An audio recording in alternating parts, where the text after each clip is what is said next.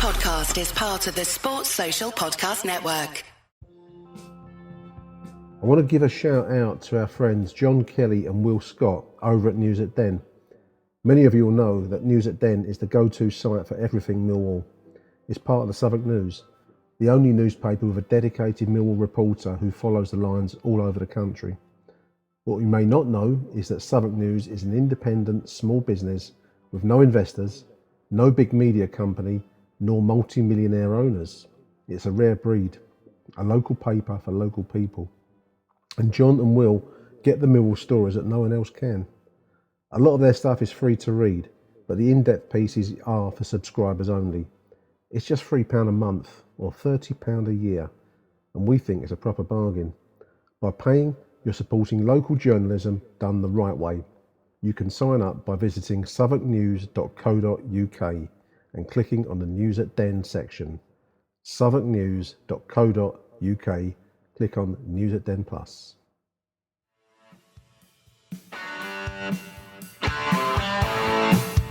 You're listening to Achtung Millwall, broadcasting from the beautiful South Bermondsey. Accept no substitute. Good morning, dear listeners. Welcome to Achtung Millwall. My name is Nick Hart.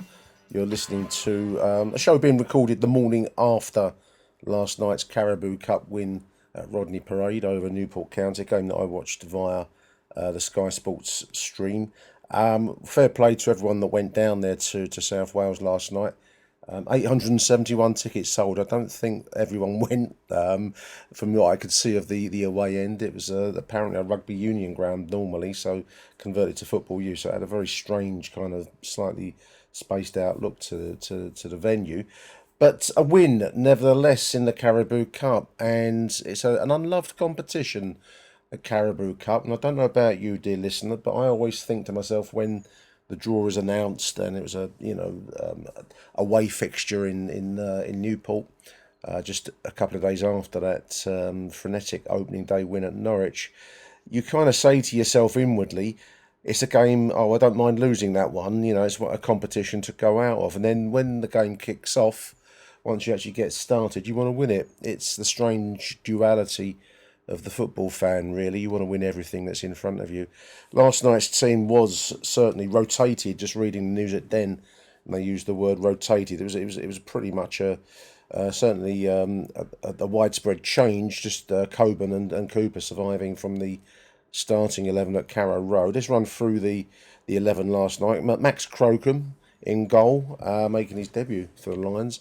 I thought he did very well overall. He made some good saves. One crucial save, probably Newport's best chance on 15 minutes or so. I haven't struck my notes here. So, 15 minutes.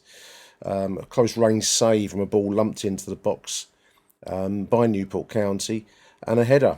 At least it looked like a header. I needed binoculars to see the screen on our TV in my front room, listeners. It looked like a header from close range. Batted away well by Max Crocombe. I thought overall did quite well on a difficult night for the whole side. This, as I just said, this was a rotated 11. So in front of Max Crocombe, you had a back line of Jake Cooper, who probably stood out as our lead defender.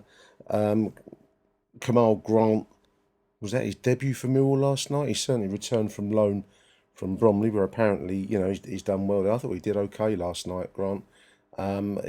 Like the whole side, really, it was a strange 11 in many ways. But it didn't look like a bad starting 11 when I saw it. I expected it to be rotated. It's probably more disjointed, perhaps, given that most of them hadn't played together as an 11. Zach Sturge on the left side did well, and Ryan Leonard, goal scorer, of course. Nice meme on. They've used a very sad-faced picture of him for the official club photo, and he's made a laugh out of it on Instagram. First goal he's scored in a few years for the Lions. Put it away well, actually. A 59th minute cross in from the left side from Imaku, who again really showed a lot of effort last night. Left-sided cross, he had a few chances of his own, but it fell to Ryan Leonard, who put it away to basically conclude the match, really. There wasn't an awful lot of incident to talk about across the whole game. That was the best chance that we mentioned already for Newport in the early stages of the 15 minutes. Apart from that, it was lots of huff and puff on what looked like a fairly warm night in South Wales. Water break, not much to report at the water break, 22 minutes, rather slow pace I've written down here on my notes. We came good towards the end of the first half, as we did a little bit on Saturday, didn't we, up there at Norwich? A shot from Race Bangura-Williams. Overall was fairly disappointing for me, Race. I think we've probably come to expect great things. That does put a pressure on the boy. He had a shot high over the bar on 38 and then a header from Coburn, 39. A moment where Sturge crossed and RBW couldn't get a touch on it. 42 and a header from Coburn on 42 minutes again. So 0-0 at the break. A little bit of an early flurry from Newport to start the second half, dear listeners. Unmarked, a bit of defensive rustiness. I think that's what I would call it, that back line there. Just to go back to the starting 11, we've mentioned RBW, we've mentioned in Mark, who I thought did well. RBW, Race Bangura-Williams less so. The midfield two were okay, I thought. Luongo and Kundal. Kundal was involved to a level that you'd hope you'd see on a regular basis. Up front, Coburn, again, a quietish night for Coburn. And Macaulay Langstaff, very busy. I do like the look of Macaulay Langstaff this season. He's clearly, he's clearly had a sit down and had a good think about what he wants to do with himself. He wants to stay. I think that's to his credit. He seems to link up well with the left side there. There's a moment on 76 minutes. Langstaff, Emarku crossed left across the goal. Langstaff turned and shot a few moments earlier, actually on 70. Much more involved. Good to see. Overall, it wasn't the most compulsive watch you'll ever have in your little life, dear listeners. Sky TV coverage, it was one camera on the halfway line. Looked like a couple of iPhones to cut in for any close-up shots.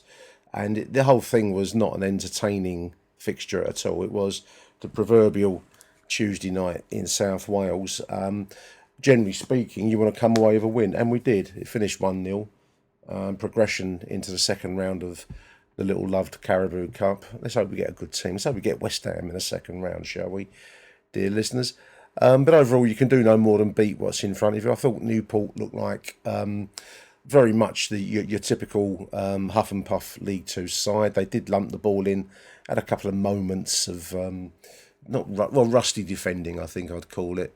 As I said earlier on, they had a good chance earlier on, and Karokum did well in the Millwall goal. So overall, a 1-0 win. Probably should have been more. There were opportunities for the Lions through the game. And I think Alex Neil, speaking to the news at Den, said we were worthy winners. And I would agree with Alex there. I think we were worthy winners. You can't read a huge amount into it. One or two players will be happy with their performances. We've mentioned them already. One or two won't be so happy. And they've got probably some raising of their game to do. Onwards, really, to Saturday from the Mill perspective and that home game against Middlesbrough. We do go into the hat for the draw for the second round. If we get an interesting Premier League side, then that will make it all worthwhile. But it's certainly not a competition that you want to get too bogged down in, or regard to, with too much, too much love, in my opinion. Now we've got a couple of voicemails to play you now. First one up is going to be one from Hassan Koulé. Morning, Nick. It's Hassan here. I'm not sure if you're doing a voicemail show, but I thought I'd leave some comments after last night's win away at Newport. It certainly wasn't a routine win, and I have to say, going into it, I did expect us to win the game. Maybe not as difficult as it was, even with a second string side. And looking at the lineup, I was very encouraged with the players that came in. I thought Alex Neil mentioned on Saturday that there was one or two players who called themselves unlucky not to have been starting against Norwich, and I think he probably referring to the likes of Kundal, maybe Bangura-Williams, maybe even Langstaff to an extent, and the goalkeeper. But on the first half showing, I don't think, apart from maybe Luongo and Crocombe, maybe one or two others, I can't see many of them actually knocking on the door saying I should be playing Saturday. It seemed like a very hot evening in South Wales. It was hot where we are, obviously. I watched it on the telly in Bexley. and it was warm, so I can only imagine what they were going through, the players. But Newport, to their credit, they done what we would do rather, if we were playing against a higher opposition. We ran every ball. Newport didn't let us settle. I think even like the pitch looked very dry. There was no zip to it, which affected our passing game. I think one or two players struggled in that first half. I'm looking at the likes of Paul Coburn again. I think he was involved in another rugby match. He was all pillar to post. He was all over the place. Langstaff really couldn't get stuck in as much. I thought RBW. Do you know what? With Bangura Williams, I think with the club have got a bit of a problem now. I don't think they know his best position, because I don't think he's a right winger, and I personally think he should be a 10, but we don't play a 10 anymore. We've gone back to 4-4-2, which is fine. But players like RBW, they're gonna struggle a little bit. Maybe it's a fitness issue. I don't know, but I felt he was very ineffective last night. Held on to the ball too long. Know when to get rid of it. So if he's trying to do the Negley role, where he is that roaming of between a right winger and a 10, he needs to practice on that, I think, a bit more. Not one of his better games. Even in the first half, I think it became like the Imaku show, because I thought he struggled in the first half to beat his man.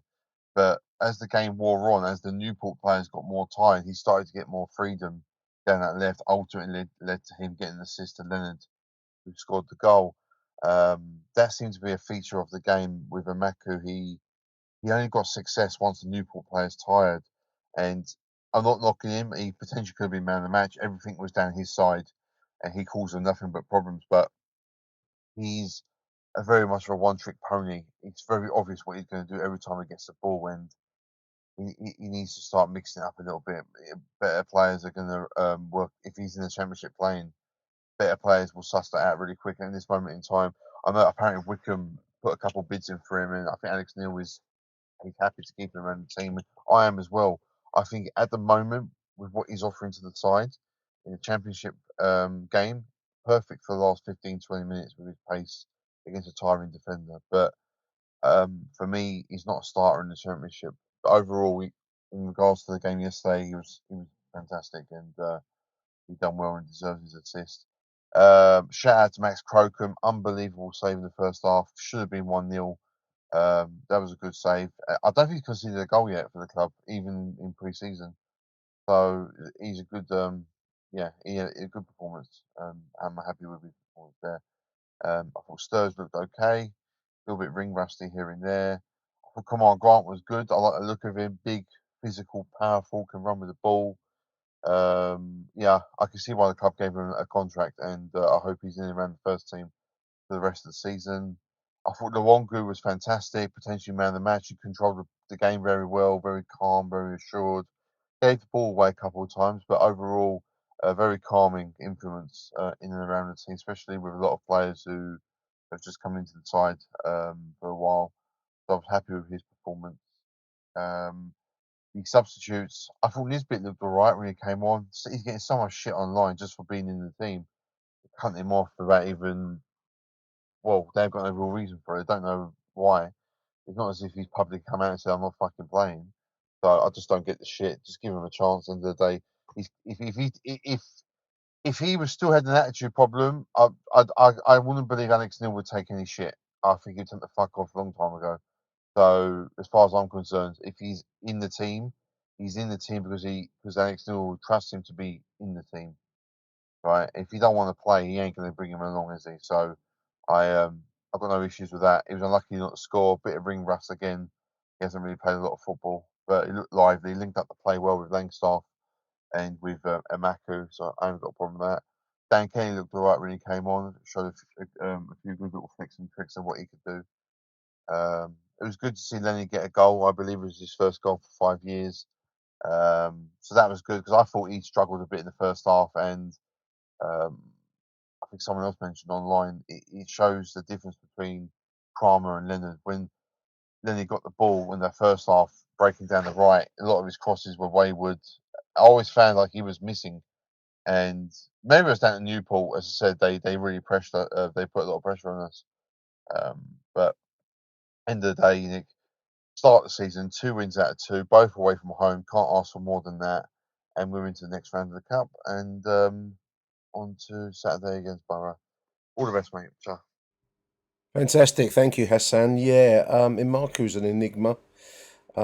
He does look effective in late in the game at championship level. His pace, and he's a strong boy. He isn't the most gifted, in my opinion. I mean, he can certainly beat me, but that's not the judge, is it? At championship level, you're probably looking to start someone with a bit more guile and a bit more to their game. But that said, as Hassan just said there, coming in late in a game, he did that on Saturday at Norwich, and he's effective. The club have come out and said they want to keep him. He's our player. The Wickham bids have been batted away. Obviously, we've still got the balance of the month to go yet, not only for Marku, but for other players who maybe a little bit more valuable to us, such as Senganga and Ivanovic. So, you know, the transfer window remains an unsettling thing at the club. But as far as Marku's concerned, I wouldn't be unhappy to see him stay. He can start, certainly, Carabao Cup, however long this run goes on for. And certainly as a late card to be played in championship fixtures against tiring legs, yeah, he's got a lot going for him. I'm not so keen on starting him though, listeners. A bit like Hassan has said there. Race Bangura was very disappointing last night, and he will be disappointed. He's a skillful player. We've seen what he can do. We're not talking about somebody who's unproven. He's shown what he can do. Whether he's in the right position or not, or how that fits into Alex Neil's 11 is going to be something for Neil and his team to work out, and RBW himself. There was just going back to Crocombe for a moment. I've just been looking through my notes, listeners. Just before a late chance for Nisbet, who I will come back to. Hassan's mentioned Kevin Nisbet. There was a shot on goal, well saved by Max Crocombe.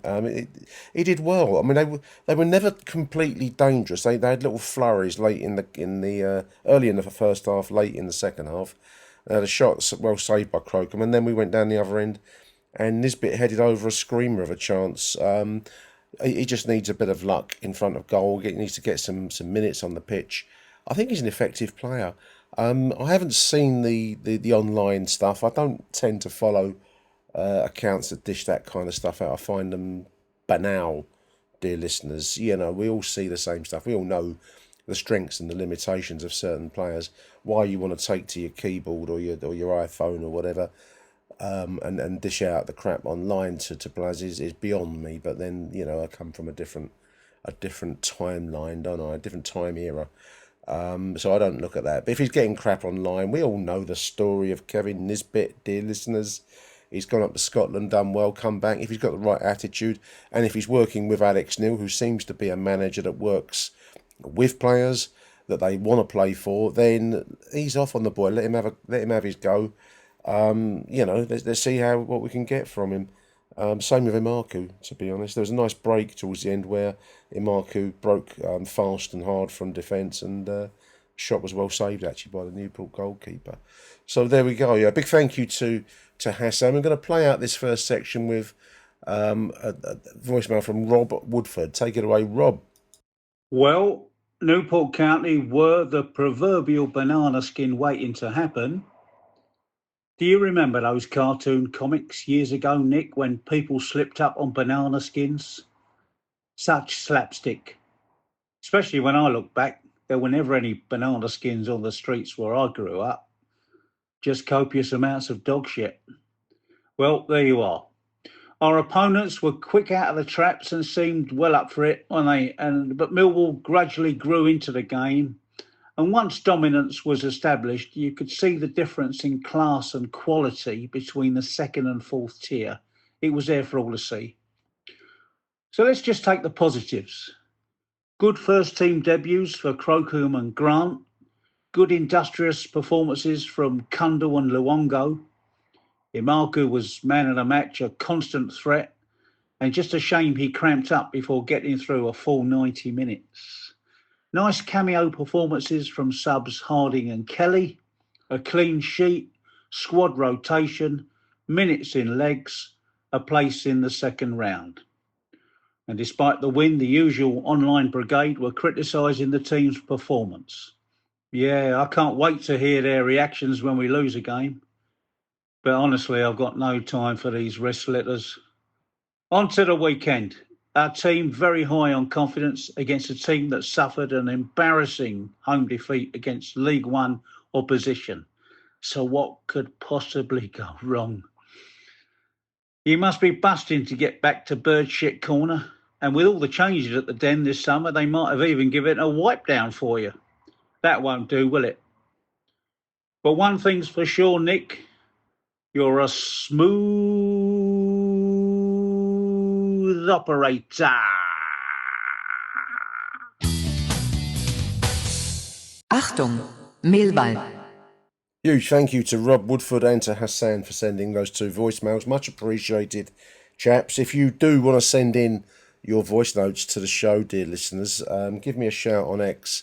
Direct message me with your mobile number. I'll send you mine back. And you can WhatsApp me if you so choose. It'd be lovely to hear from you. One request, put stern voice on. If you're under 16 and you want to send me stuff, I don't have many under 16 listeners, but if we do get any and they want to send me any voice notes, A, can you get your parents' permission? And B, do it via your mum or dad's mobile phone. I don't want to be exchanging numbers with youths. You get where I'm coming from, listeners. It's not appropriate. So just do it that way round if you can. Big thank you to the chaps there for sending that content in. Yeah, I mean it's all about progression in a competition that is ill loved, isn't it? And I think so soon after the pre-season, there's always a bit of a tendency, I find it in myself, to regard the first round of the Carabao Cup as a bit of a pre-season workout. It was actually a hard-fought game last night. And fair play, incidentally, to Newport County.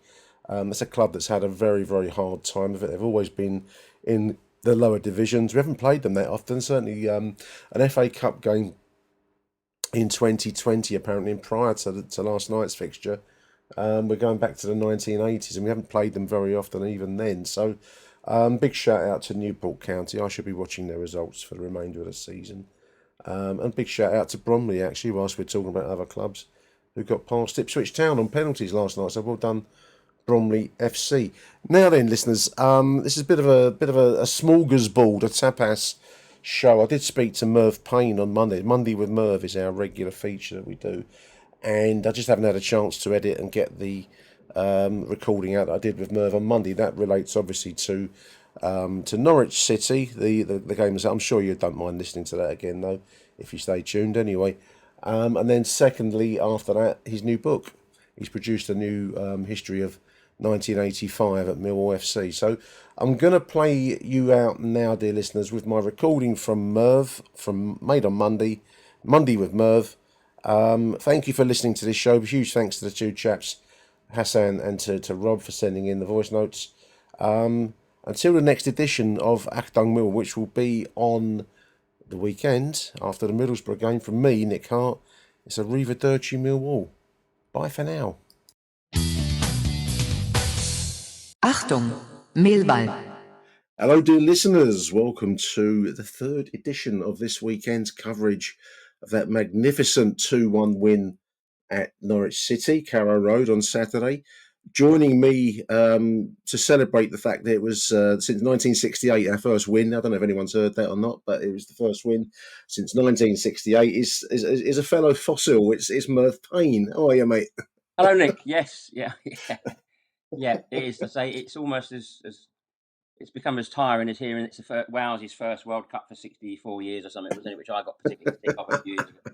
But yes, I'm unbridled joy and optimism after what is one of our most regular away defeats, usually, isn't it? We never get much. I've always found it an odd place to have the whammy over us, really, because it's a lovely city, Norwich, Merv, and it's a very friendly club. I mean, we can all talk about the the Tifo flag waving displays and all the rest of it. It's a laugh, but it's a lovely place. It was a really lovely afternoon. Yeah, it's an unusual club to have place to have the sort of the jinx over us. Usually it's like dark and unforeboding northern backwaters. Well, like, if you said we hadn't won at Sheffield United in 50 odd years, I would say okay, I get that. That's the proverbial tough place to go, or I don't know. Yeah, the last one I remember, funnily enough, was Hull, and obviously we had to beat Hull to get to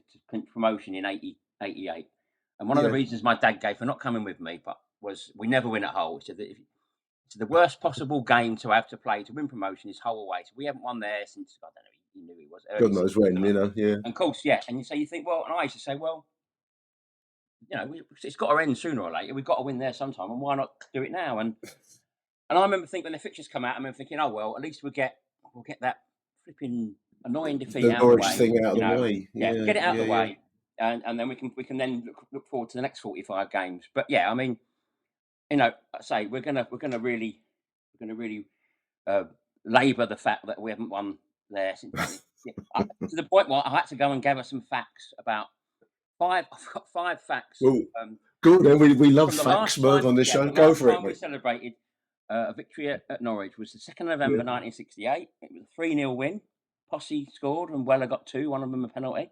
A pint of beer for celebrating that win was 2 and 6. I'm a just about a post decimal kid, but I believe it's about 16p for a pint of the average house 15, price 16p, the average house price 3,424 quid. Average weekly wage 24 quid. A litre of petrol would cost you 16p. This is my favourite one. My favourite number 1 in the UK charts. The last time we beat Norwich was the Beatles with "Hey Jude." Hey Jude. And when I saw that, I just thought that was just a real sort of poetic. That was a fresh new sound in the charts, kids. At the time, and who would have thought?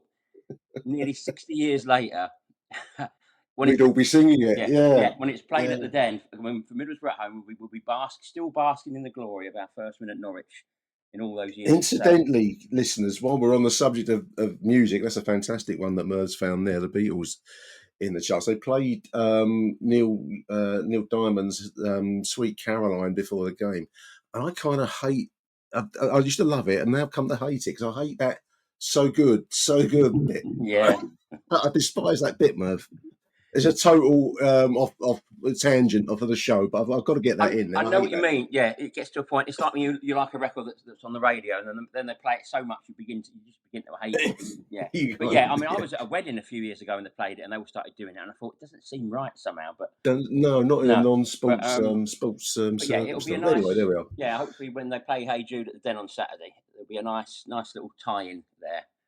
With, that's a great fact. Yeah, I didn't know that. With that one. I mean, Norwich was a lovely afternoon, as I've said, listeners. We will never compete, Merv, in the shirt sales department with some clubs, and there was a stadium decked in yellow and green shirts. Quite incredible. I mean, Millwall's never been a replica shirt. I mean, we do sell a few kids, obviously, and one or two, but. It's very hard to compete when you see a whole stadium, 24,000 of them, pretty much to a man dressed in the yellow replica kit. It's incredible. But there we are.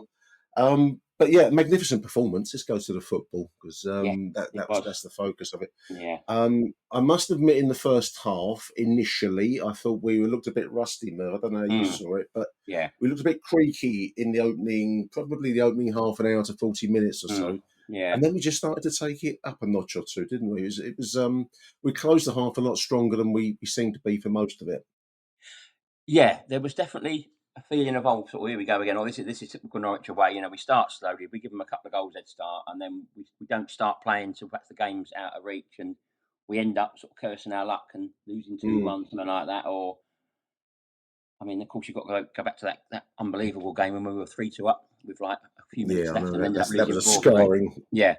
I was there for that one. That was a scarring experience. But it seems to be that place where if it can go wrong, then it will, sort of thing. So, yeah, I was away at the weekend. I had to follow it on Soccer Saturday, and based on Clinton Morrison's sort of summing up, we were very lucky. Fair and unbiased. Clinton Morrison. Considering his ex-Palace, he wasn't. He seems to have a lot of time for us, to be fair. But it sounded like we were lucky to get to the half-hour mark without being perhaps 1 or 2 down, and then equally unlucky perhaps not to have nicked the lead before half-time. So when that I mean, I would. when that magic left foot of Camille Negley gave us the lead, I thought, oh, Well, we went close towards the end of the half, and I thought it was Denora because it was such a distance from the end that we were attacking. It's hard to tell, but it was Camille Negley. What I would say to everyone, we said it a couple of times on these shows, I'll repeat it. They had a lot of possession, Merv, lots and lots of the ball. They weren't dangerous. They had a couple of free kicks on the edge of the D, just outside the D, one of which was on target. And our new goalkeeper, the wonderfully named Steve Bender, took it very, very well. And the second one was over the bar. Apart from that, lots of possession and lots of imminent sense of dread, but not an awful lot of action from Norwich. I mean, and they're an expensive side. I know we're going to have to face these teams, Merv, in the division. But I didn't think they were all that overall. I mean, for the amount of money they've spent or seem to have spent, and some of the I agree. Players, we've mentioned Sargent. We'll come back to him. They turned away 18 million from Wolfsburg in the Bundesliga for him, and that's incredible because I don't think they're all that. But that's modern. The modern game, isn't it? They've got their own serve, haven't they? But he's in defence. Topic. He's not in every bite, as I. But and apparently all going about his bloody muscles and all that sort of cobblers. I didn't really see much evidence of that. It didn't stand out. Yeah, put it that way. The guy who presents Soccer Saturday took over from Stelling, Simon. I can't remember his second name now, but obviously he's a Norwich fan. He was asking Morrison about how Topic was getting on. Everyone's talking about his guns, and leave it. My only fear was it's the modern game. My fear was when I saw the hype about him, I thought it was almost like Rocky IV when they brought Ivan Drago out, like that, and they whipped him out. On a novel, some of our precious glass like little stars. I thought, poor old Ned's going to get kicked. If we win, we win. Yeah. If he dies. Yeah. And I thought, but thankfully, Simon, I can't remember his second name. I'm losing. Whatever his name is. Yeah, he was desperately hoping to hear Morrison say how great he was, and he said, "No, he's all right. He's not all that," which was. I didn't think all that. Yeah. I didn't see any. They got Schlupp, the ex-Palace player. I'm just looking around the name. There's Sargent, we know, but I didn't think they were all that or the way it shaped up. Anyway, they may improve. They've got to hope they improve. I know it's way too early, but looking at the Championship as a whole, the teams that we're led to believe are going to be up there challenging. The 3 teams that come down, none of them look particularly dangerous. No. Last year, sort of challengers, Sheffield United obviously got walloped at home. Middlesbrough didn't flatter to deceive. I don't think Coventry did much, and I think Birmingham are going to be decent, But it just reinforces that sort of optimism that this is probably or possibly one of the most open sort of championships in a few years.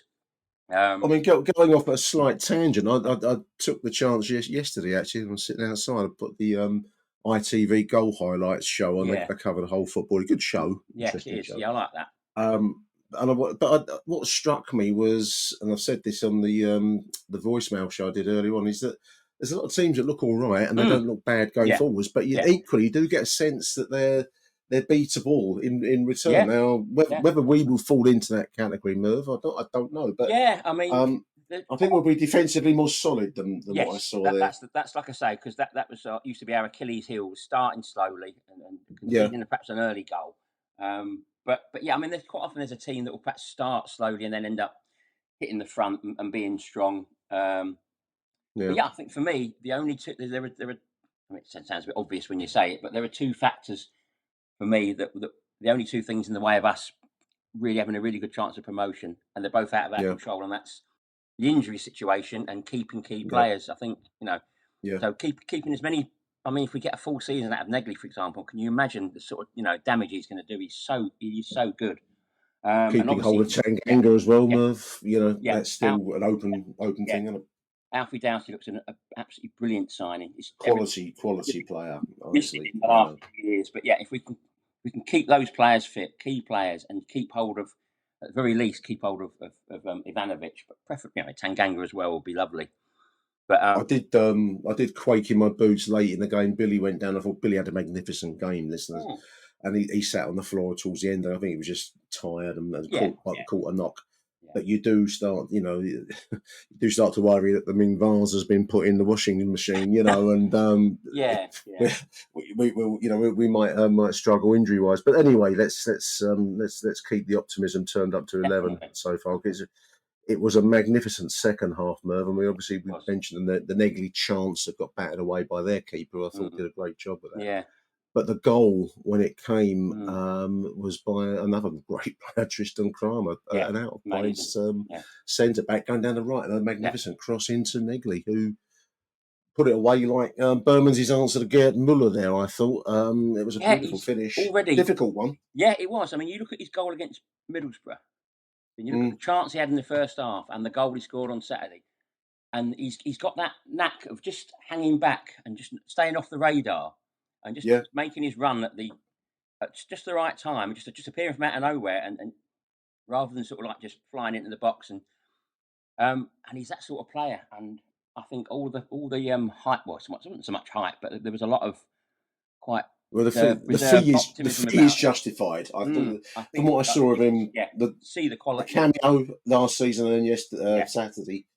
The fee is justified in this current market. And as I think, I can't remember who it was now. There was a chap who I think he's a YouTuber who he specialises in Dutch football, and he did a piece about him, and he said, he's going to need a bit of time to adjust to sort of the pace and the sort of toughness of the Championship, and he said give him a pre-season, and then you'll see the real quality in the player, and I think that's already evident, isn't it?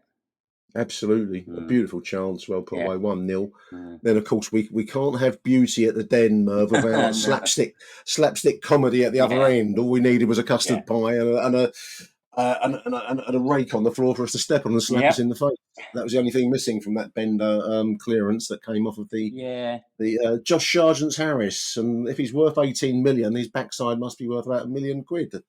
Because it finished in the net. So he's our nemesis, isn't he? The ginger American nemesis. He's always plays well against us, But I did feel. I mean, obviously Bender was getting a bit of stick for that, but I did feel sorry for him really, because I think that can happen 100 times. I said this to me lad when we watched the goal. That can happen 100 times. 99 times it goes out for a throw-in, or out for a goal kick, or loops over the bar, or even out the ground. And they say it was just a combination of the fact that bloody Josh Sargent is such a jinx for us. Everything seems to drop, and it's just bad luck, Then of course you had the Aziz miss, and then you start thinking. Then you go from thinking, we're going to nick this one. Then you think, I've seen this before. We're going to goalkeeper howler, sitter missed, 1-1. Yeah, it's going to get away from us. 8 minute of injury time. Norwich nick it, and Sargent scores again. But obviously that wasn't the case, which was great. No, the Aziz miss. I mean, obviously we can all dwell on the fact that it was fired at him pretty close range, and he's not caught it quite right and gone high when any other day it goes in the back of the net. I do want to mention Ivanovic, who a few have said had a bit of a quiet game. He did, apart from that little jinking run and beautiful cut back into the path of Femi Aziz. He couldn't have done any more there than to put it lay it on a plate with knife and fork. And I mean, it shows the quality. Catch up ready, because if he's not amongst the goals, then he's helping to create them or create chances. And it's easy. Obviously, it's easy when you're watching all the slow motion replays. It's easy to say what all Aziz had to do was block the ball. Really, was just divert it. He didn't even need to kick it. I think it was the pace. The pace it came at him. A pace, and I think he was probably shocked that he even had it. And it's one of those things. But then you start gone high, and there we are.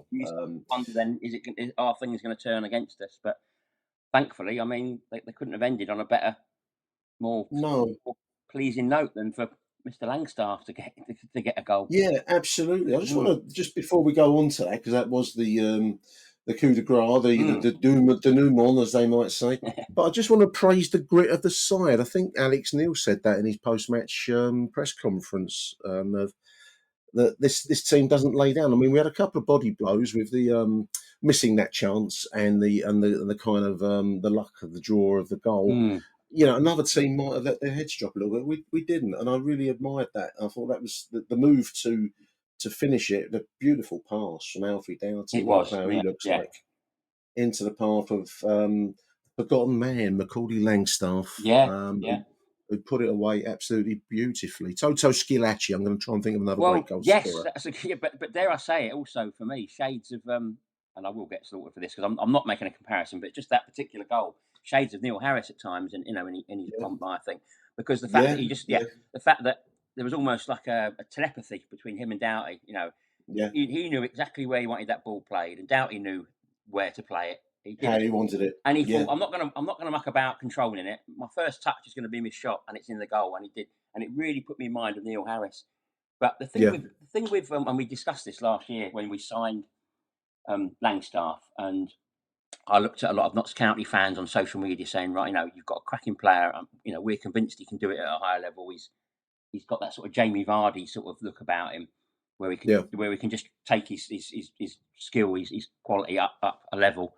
But I said, you've got to play him the right way. You've got to play him to his strengths. And then the next thing I'm reading is Neil Harris saying, oh, well, I've had a word with Langstaff and told him he's got to change the way he plays to fit into my team. And you think, that's only going to end one way. It's only going to end badly. And it did. And I'm not blaming Neil Harris. Harris had a way of. But I saw a quote from Langstaff saying how much he's enjoyed his time at Millwall since Alex Neil came in. And how I think a lot will say that, Merv. I mean, I think the players really appreciate the sort of level of coaching they're getting now. And again, it's not to criticise Neil Harris, but I just think I got into a conversation about Scottish managers over the weekend, saying Alex Neil could be the best sort of coaching manager we've had since George Graham, and people say, well, what about McGee and Dockett? He said, well, I mean, I sort of see them as managers, and I sort of see people like George Graham and Alex Neil as coaches. They really work on players, and rather than have just a system, now right, this is how we're playing. They work on the details and stuff, and I think it's really paying off. It's really noticeable. I was fortunate with the other podcasters, listeners, to get invited to the club media day the other day, so you got a chance to talk to the players a little bit. And as I've said a few times, none of them are going to slag the manager off. No one's naive on that front. Yeah, you can always sense, but you can also sense when it's meant, and when if you're saying stuff when it's the real thing, rather than it's just you're trotting out the things you have to say. The number of players that were praising the style and the managerial approach of Alex Neil was quite remarkable. I was talking to Femi Aziz, and he was praising the detailed, meticulous nature of. Yes, that's the one word that comes up time and time again, is detail, isn't it? Yeah. And Billy, who I thought man of the match. I saw the club posted man of the match on the X feed earlier on.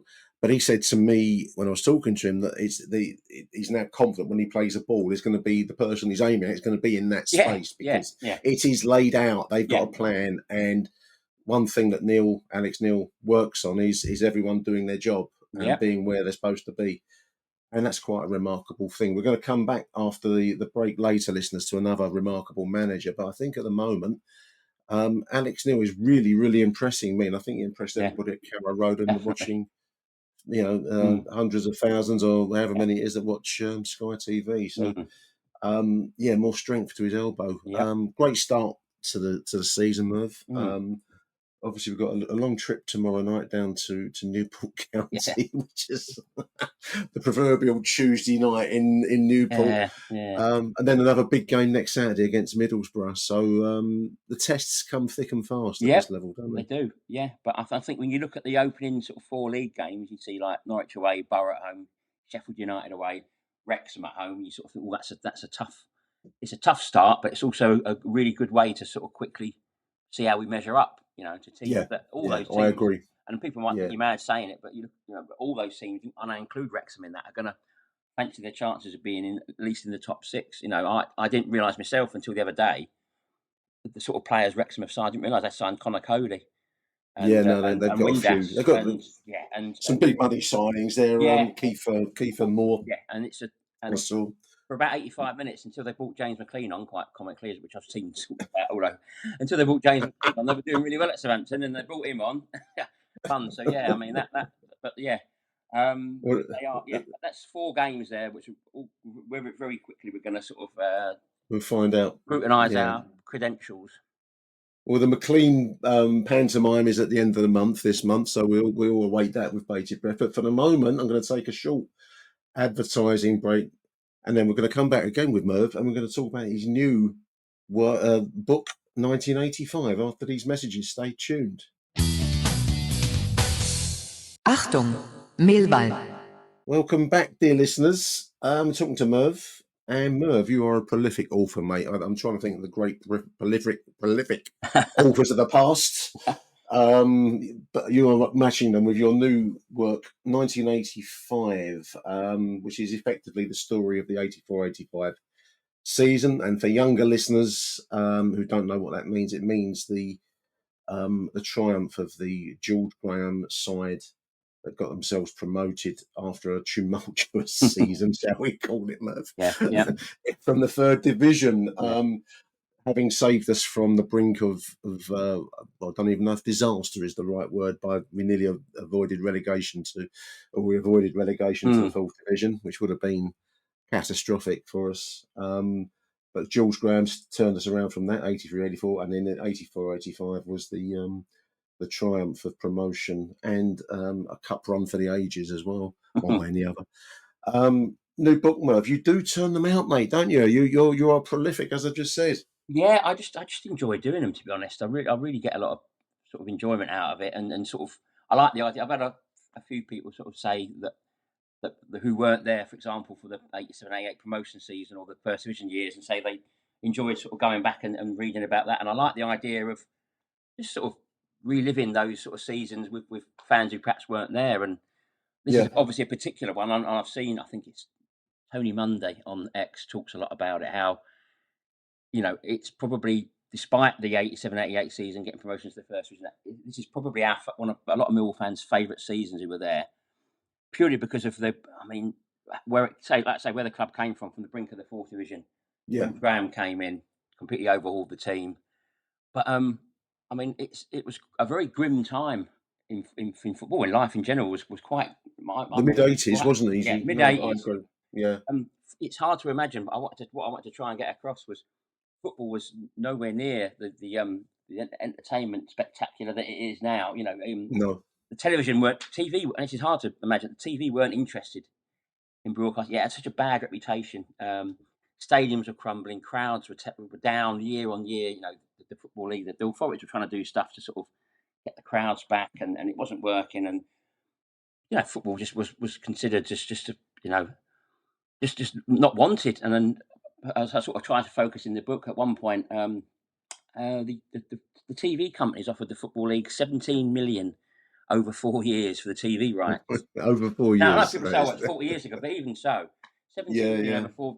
And that's, they basically said, take it or leave it. They weren't desperate for it, you know. And as I mentioned in the book, you know, these days Ronaldo earns £3.5 million a week.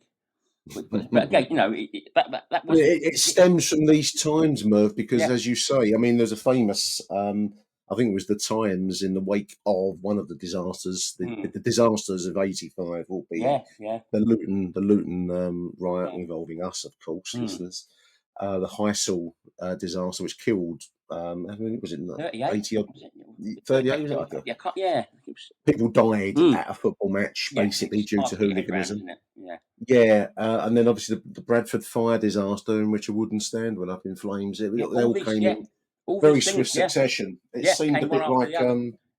It's funny. I was listening on a totally different subject. I was listening to a podcast about the Great Fire of London that followed the Great Plague the other day, and it seemed to people at the time that there was disaster upon disaster each. You know, and I think this was a football equivalent, because whichever way you looked at it, disaster just seemed to be around the corner wherever you went. And it was, I mean, I remember it as different times. Yeah, I mean, but there was like natural. Well, there was like plane crashes, and I think was it the Nebworth? Was it, I can't think of the Kegworth plane crash. There was it seemed to be there was all sorts of stuff. It all just seemed to come on top of each other, and it felt like sort of some sort of doomsday sort of feeling about it. You know, my memory looking back was it seemed to rain every match I went to.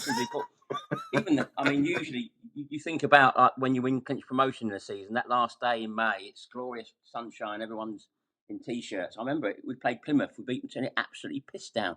And we beat Bristol Rovers a few weeks before. Bristol Rovers, one of our promotion rivals, it chucked it down. I really like the book that you've produced here. I mean, this is the story of Millwall's 84-85 season, listeners.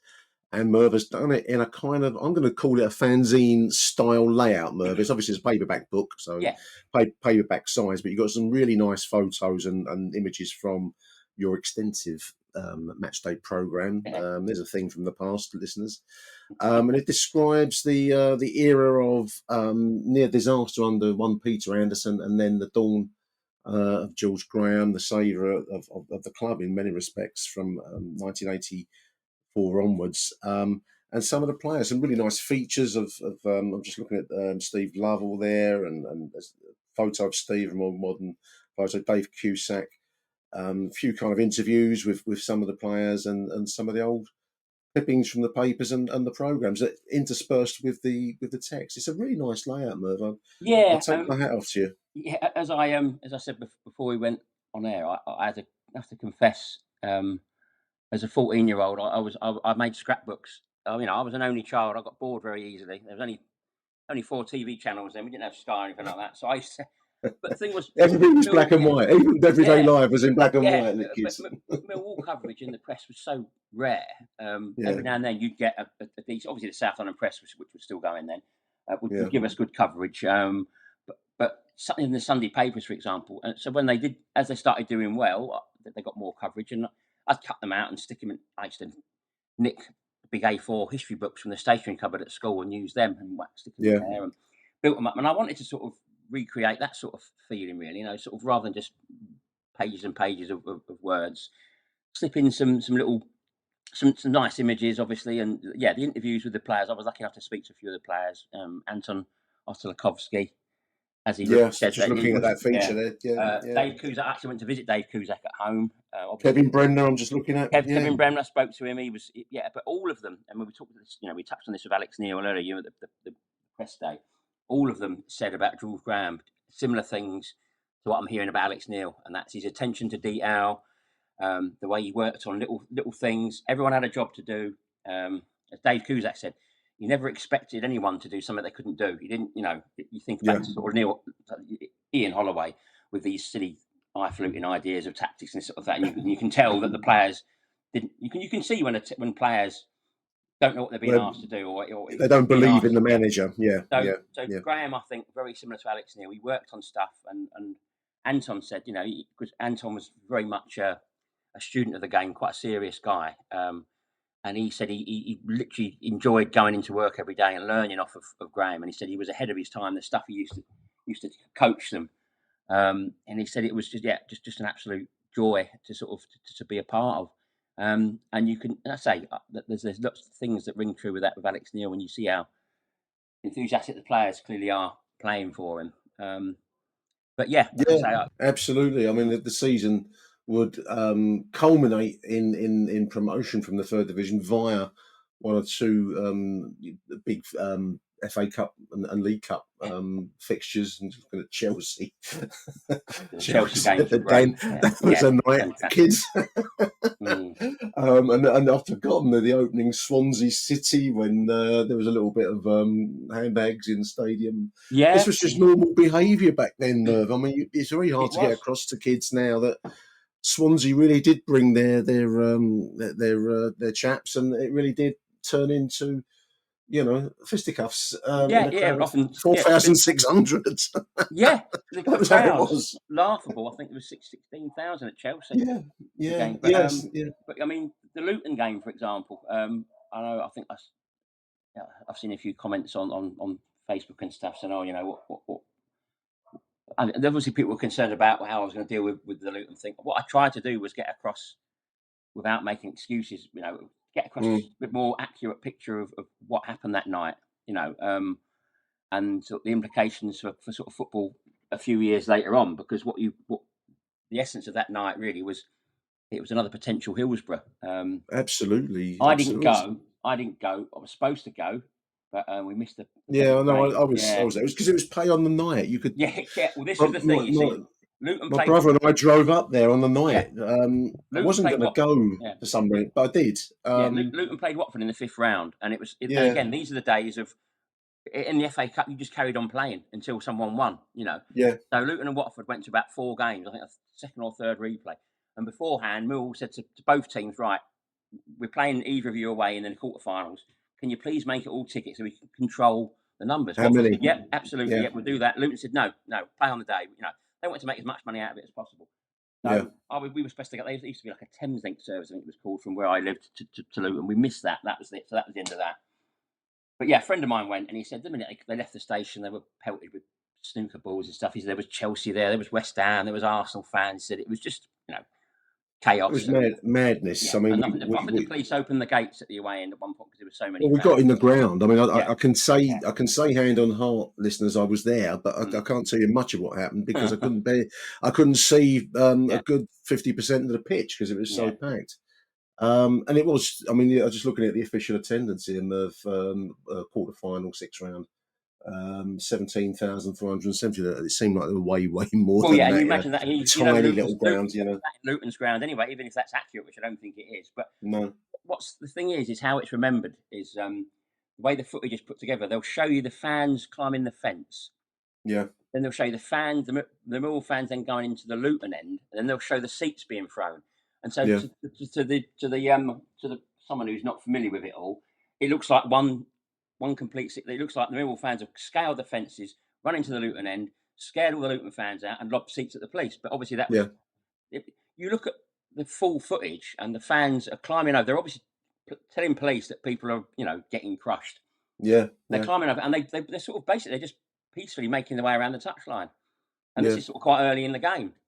Yeah, no, it was jam packed. I mean, it would the 80s would culminate after those disasters we mentioned, obviously with the ultimate disaster, if you like, at Hillsborough. But that was another one that later in the decade where we had about 23,000. I mentioned it a few times against Liverpool, Merv.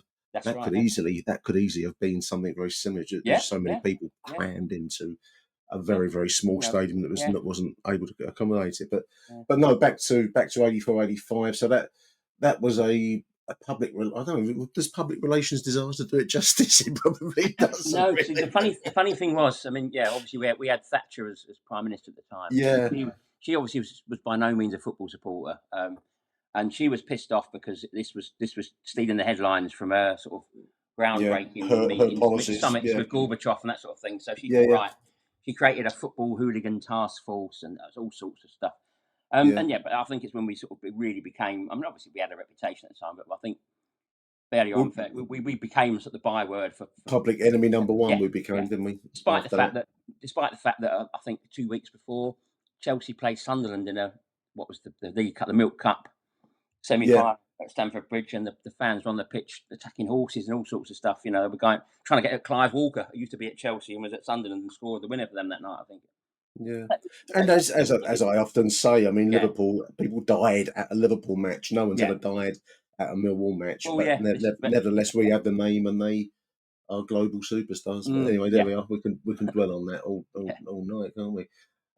But we would finish up in triumph of promotion, the ultimate vindication of George Graham and his approach. Promotion was won from the 3rd division back to the 2nd, where we would probably find it quite difficult again because money was so tight. We had to, the team broke up in the end, didn't it? In the second to say money was tight was an understatement. I mean, quite a few of the players were coming out of contract and negotiating new deals, and we just couldn't afford to offer the likes of Fash. I mean, Fash, we managed to keep hold of Fash, but we had obviously another incident that we played Leeds when we went up for the first time in God knows how many years and years, and of course there was trouble there. And that then we had a suspended punishment after Luton, which made all home games all ticket, and from there, I mean, the attendances were down to the 3,000 mark because you had to buy a ticket. You had to go travel to the ground. I remember that. Well, you couldn't buy a ticket on the day, and it absolutely crippled the club. And we couldn't afford to keep Dave Cusack, which was a shame when we went up. I think Steve Lovell got injured. Anton was injured. Kevin Bremner got a better deal at Reading, who was still in the 3rd division than we could offer him, and it was a real shame. But the financial state of the club meant the team was weaker going up than then, and it's a shame because I think had things been different, the time was. I mean, you just look at the sort of players George Graham was interested in signing as well. Graham was hell bent on getting that team into the 1st division, even though, I mean, the Arsenal job was always going to be his. He was destined for the top. We touch on it in the book about how things sort of panned out, and he tried to keep Anton and Cusack at the club by promising them promising him a place in his Arsenal team. I think, but Fash had to go to Wimbledon just to pay the wages bills. on deadline day. And I think that it wasn't so much the final straw, but I think Graham realised that he wasn't going to be able to go out on a glorious note. He'd have to just take the Arsenal job. But it was, for the brief spell it was there. It was great. It was a glorious season. Yeah, it was. Yeah, and I say some highs. I mean, beating Leicester, including Gary Lineker 2-0 at the Den, is a standout memory, and obviously winning promotion. Yeah. It's a great book, listeners. It's called 1985. It's on Victor Publishing. I will stick a link in the show notes. I think you can get it on Amazon. Yeah, it's on Amazon. Yeah, Amazon, paperback, Kindle, all that sort of carry on. But yeah, it's $11.99. I just had a quick look on the Victor website, so you can go on Amazon, Victor Publishing. I'll stick the link on there for that. It's by Merv Payne. It's called 1985: The Highs and Lows of Millwall Football Club's 100th year. And here we are, 40 years later, still talking about the highs and lows of Millwall Football Club, and long may that continue. Really nice piece of work, Merv. I admire the layout and I like it. And there's some really nice where are they now? Thumbnail pictures at the end and a few details what became of the players. So, and it's a good social history, listeners, if you want to get a glimpse of what it was like. There was one thing before you were born. Have a look. Sorry, Merv, go on. One thing I touched on that fascinated me, and I really would like to see if we can track them down. But Millwall started a quiz league. All right. They took part in a quiz league. It's mentioned a few times in the book, and they played like Man City and Reading. And I think they were bloody good at it, to be honest. I think they were sort of top of the division at one point, and they were okay. I would love to track down if there's anyone out there was or knows someone who was in the Millwall Quiz League 84-85. I'd be fascinated to know how it worked, because right. Yeah, I don't remember that, but you have the advantage of me there. Only when I was researching it did I stumble upon it and think, God, the Millwall quiz. I'll tell you what I did stumble across. Listeners, if you know anyone who's in the Millwall quiz team, do give me a shout, or Merv a shout on X. Either we'll get in touch. I was loving the season ticket prices. Just I found that as I was flicking through there. Great, to get in to stand on the halfway line, terrace kids, it was £3. Or £2 if you were a child or OAP. Season ticket for the seats.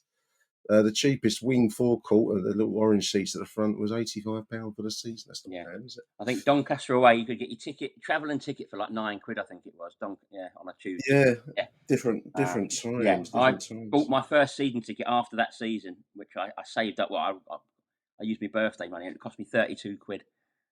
For a season ticket, 85-86 seasons. Season ticket on the terrace. It was money well spent. Well done for producing it. It's a magnificent piece of work.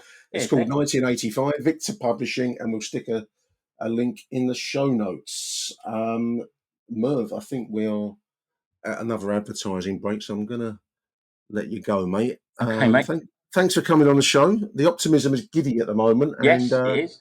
Long may it continue, because they do it's a bubble that tends to burst quite quickly at Mill. But let's ride it while we can. Enjoy it, definitely. Yeah, totally agree. 100%. We'll be back after these messages, dear listeners. Achtung, Millwall.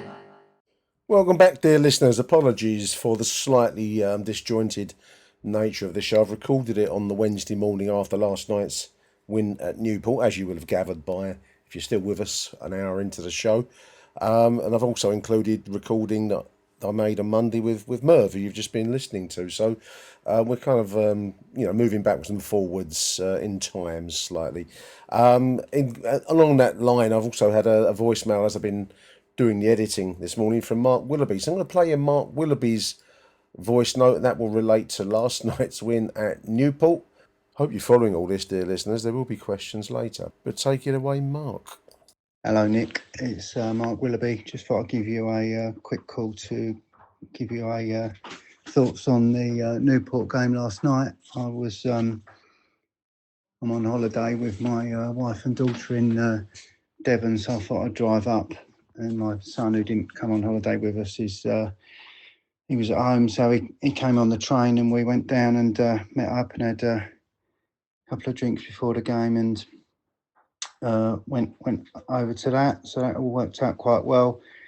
Very, very hot evening, quite pleasant out there in the sun, although it was a bit fierce, but felt a bit like a pre-season friendly maybe because of the heat, but also the sort of the home fans, they were up for it, and but Millwall fans less so. I guess a bit of a hangover after the highs of Norwich at the weekend.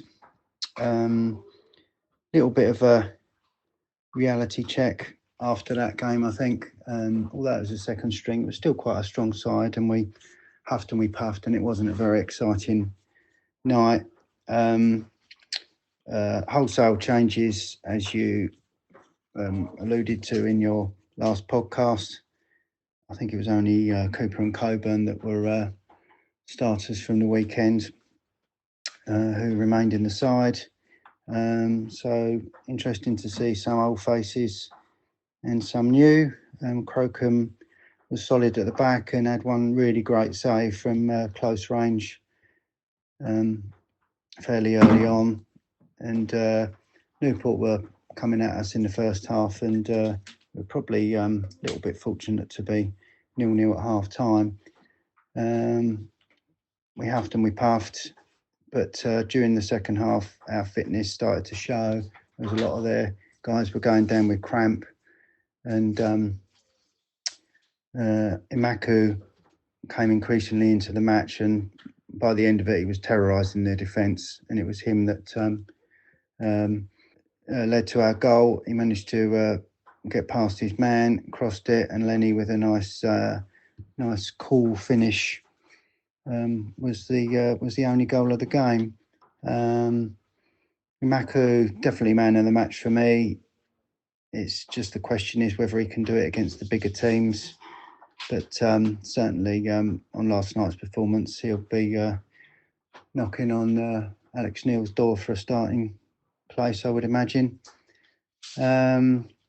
Not much more from some of the others who started. A little bit disappointing for the likes of Kundal and Grant and Bangura Williams, I thought. Huffing and puffing a bit without too much result. A few sort of lost balls and disappointments in midfield. Substitutes. It was nice to see Nizzy coming on. I think people sort of respect his desire to try and make it at Millwall, and so he was given a nice warm round of applause when he came on. Unfortunately, he didn't have his Langstaff moment.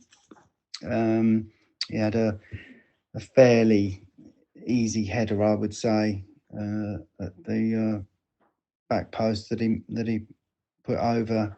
So unfortunately, he doesn't get on the score sheet. But good for the other guys, some of the other guys to get a run out, and obviously we're in the hat for the next round, which is the important thing. So yeah, on we go, and look forward to a more meaningful game and a better atmosphere on Saturday at Middlesbrough. So anyway, thanks for the podcast, Nick, and everything you do, and we're glad we're up and running again for the season, and excited for this year. All right, take care. Thank you, Mark. As you can tell, listeners, I've bolted this podcast together with Mark's bolted on the end. So I do appreciate your voicemail, Mark. Do keep them coming, dear listeners. Give me a shout on X. We can exchange numbers if you want to contribute to the show.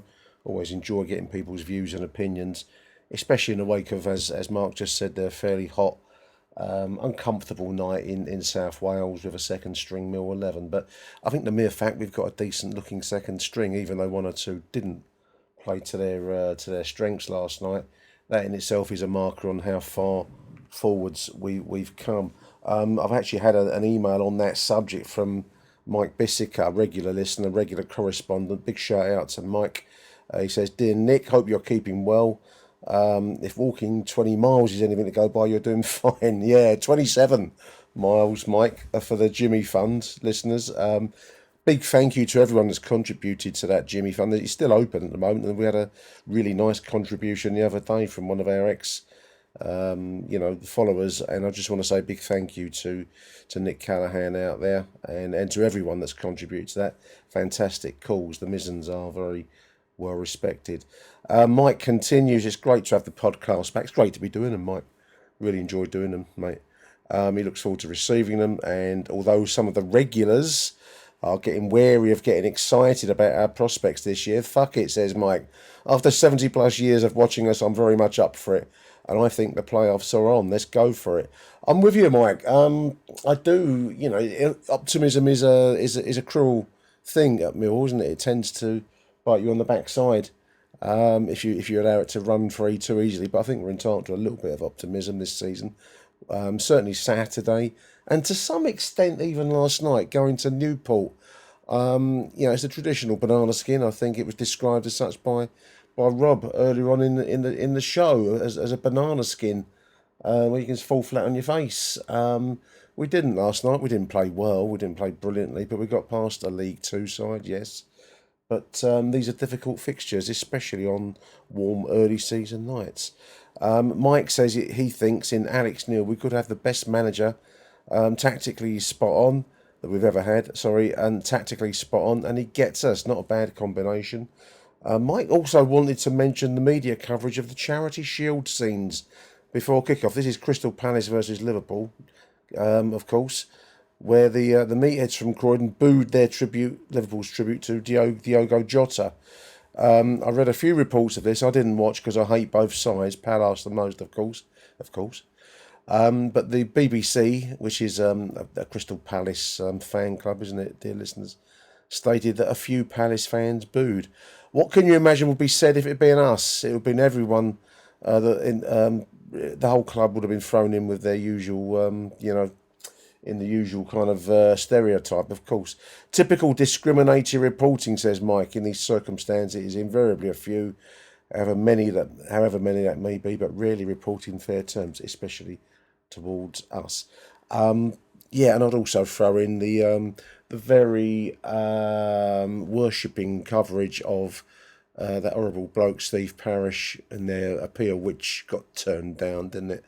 Not to be demoted away from the Europa League into the lesser UEFA Conference League. We're still Europe. They still ought to be happy to be in Europe, listeners. It might well be they're going to much smaller venues, but they should be grateful. We've been there, We didn't moan, did we, listeners? Anyway, there we go. I've also got a couple of comments here from YouTube. Big shout out to everyone on Spotify and YouTube that send in comments. This one caught my eye. This is from the Isle of Skye, up there across the water in Scotland. He says, I say this with the greatest respect to you, mate, but can't you change the name of your podcast, Achtung Millwall? Whether you or I might like it, many will not subscribe to your podcasts because of the off-putting name, where you could get so many more subscriptions. And he does a Millwall. My reply, which I will embellish upon, to a big thank you first of all for your comments, Sky. I won't be changing the name of the podcast in a hurry, which I actually got from. I quite like you too, back in the Achtung Baby era, listeners. That's where I got the name of the show, Achtung Baby. Great album, whatever you might think of you two as a band. They become a bit unfashionable. I used to quite like them back in the day. Achtung Baby, great album. Their kind of Berlin album they did. And I thought it'd make a great name for a Millwall fanzine. Hence, Achtung Millwall. That's where I got it from. Whether other people think it's some kind of Combat 18 tribute of some sort, I don't know. And to some level, to a large level, I couldn't give a shit if they do think that, because that's a total misreading of this show. And like so many misread Millwall Football Club, that's my take on it. I've replied, hello mate, I've done this show for around 12 to 13 years now, incredibly, but true. It's a shame if anyone is put off by the title, but I can't go worrying about them. Thanks for listening. Arrivederci Millwall. Stuart Upson says, have you been doing it for 12 years? Well, yeah. I started doing this, Stuart, when I did the Millwall Hangover with Ant Meads, another name from the past. I won't dwell on Ant Meads, but he and I started doing a very, very early podcast way back when, called the Millwall Hangover. Then he disappeared for reasons that I won't dwell on. And I thought, well, do I carry on? I've enjoyed doing it. And that was about 12 years ago, maybe even 13 years ago. So a long while. I've always had the same name, so I like it. I'm not going to change it. Stuart says it's the best Millwall content out there, like a favourite pie and mash shop. He loves it. Thank you, Stuart. And one or two other replies here. Achtung, Nick, says Sean Campbell. I wonder what our friend in the Highlands will make of our new goalkeepers chant. Obviously, don't understand Millwall. This is the Big Bender. The Big Bender. What a wonderful name and what a wonderful chant. Well, proper humour. And I'm sure the FA are chewing their pencils trying to think, oh, they might get a charge out of it.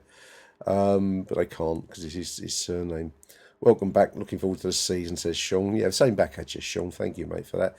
4423 says he loves the name, love the show, keep it up, great content.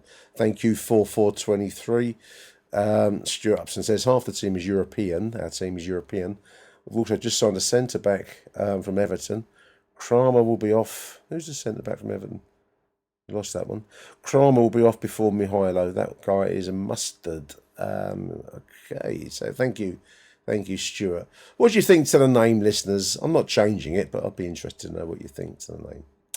There we are. I think I'm going to call it quitters there for this tapas bar of a show. It started with Newport, it finished with Newport, and we crammed a bit of Norwich and Merv and 1985 in the middle of it all. I hope you've enjoyed it. I've enjoyed making it. I think I'm running out of things to say now, listeners. I'm drifting. So till the next edition, which will be at the weekend after the Middlesbrough game. Stay tuned for that. So Arrivederci Millwall. Bye for now. Thanks for listening to this edition of Achtung Millwall. If you're tuning in via Spotify or YouTube, please feel free to comment, like or subscribe as you see fit. God bless. Until the next show then, it's bye for now.